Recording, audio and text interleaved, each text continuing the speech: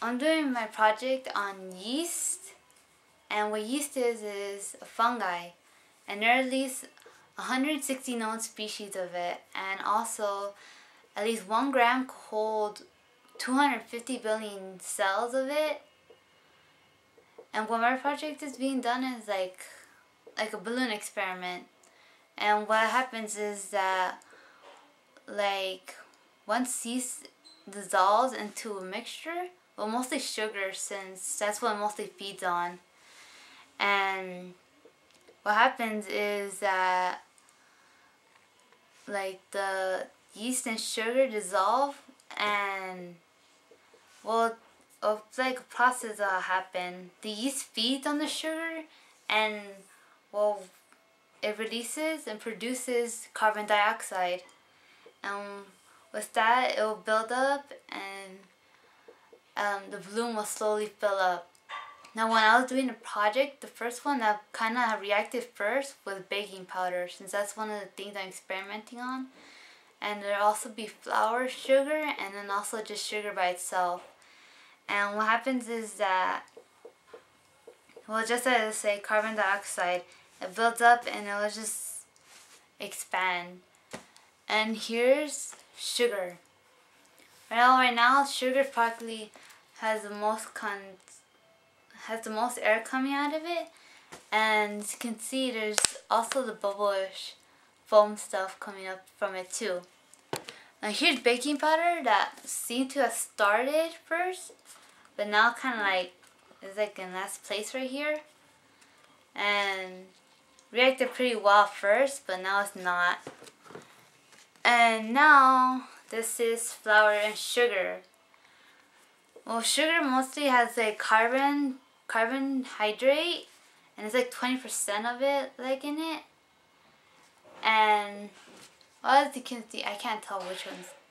I think flour and sugar are perfectly winning together, since they're both teaming up together, and since mostly yeast seems to be feeding onto it more better. And so what happens, like similar process also happens in, well, as I said before, bread.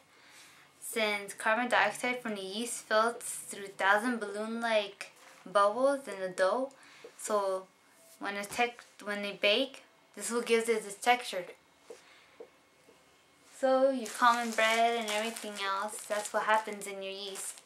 It's actually carbon dioxide, like making everything all fluffy and delicious.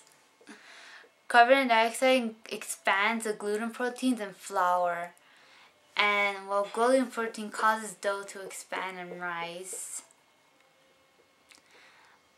It practically, like, at first, yeast is kind of like dormant and like packets and stuff, and they're kind of like really tiny little weird things when I saw them, like, at first.